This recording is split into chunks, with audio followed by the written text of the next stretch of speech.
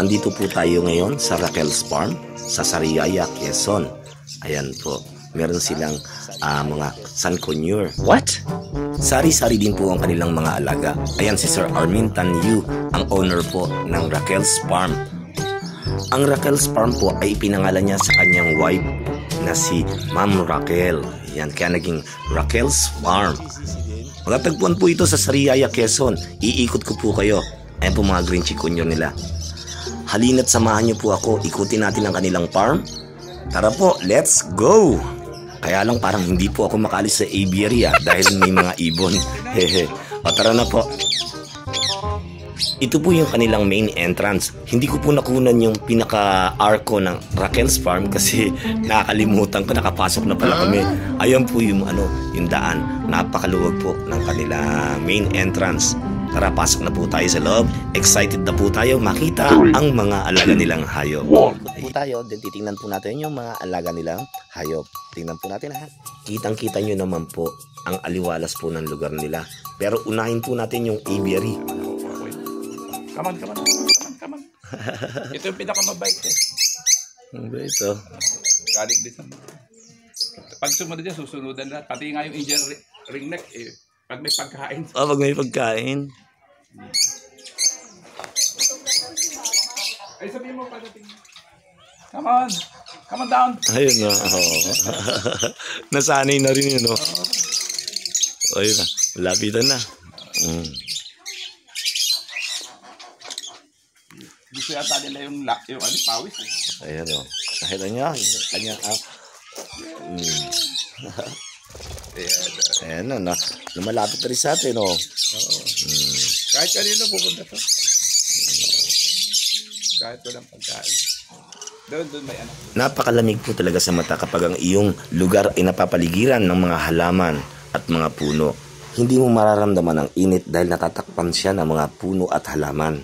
Tingnan po natin to kung ano pong hayop ito. Isa siyang peacock. Ito yata yung kalaban ni Kung Fu Panda. Kung naalala nyo, parang ganyan po yata yung nakalaban ni Kung Fu Panda. Ang peacock. Ganda. At ito naman po ay ang manok ni San Pedro. Charot. Malaki po siyang manok kung titingnan ninyo. Siyempre, hindi po mawawala sa mga farm ang mga grotto. Ayan po. Ganda. At ito naman po yung kanilang aviary. Tingnan nyo po kung gaano kalaki. Andito po ako sa labas. Papasukin po ulit natin yan. Ang tawag po dyan ay colony breeder. Ayan po. Sari-sari po yung ibon dyan. Ang ibig po sabihin nun, iba't ibang klaseng ibon. Tulad po ng African lovebird, parakeet. Then, meron din po silang Indian ringneck sa bandang taas po. Tapos, sa gilid naman po ay meron mga kakatil or kakatiel. Ayan, nandito na tayo sa loob. Nakita niyo po yung kanilang parakeet, African lovebird. Andun naman sa taas yung kanilang mga kakatil. Then, nakikita nyo po yung nasa taas. Puro Indian ringneck po yun. Ayan po, puro Indian ringneck yan. Mga yellow. Ayan. Meron pong bagong pisa na yellow na Indian ringneck. Kaya lang hindi po natin abot kasi mataas po yung mga nest box.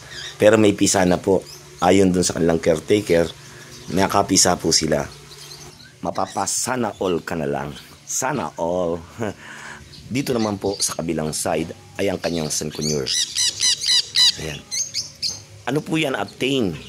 Galing po yan kay Sir Paul. Kaya certified pre-flight po yan. Nag-upgrade po kasi si Sir Paul ng African Grey Parrot. Ayan naman po yung kanyang Indian ringneck.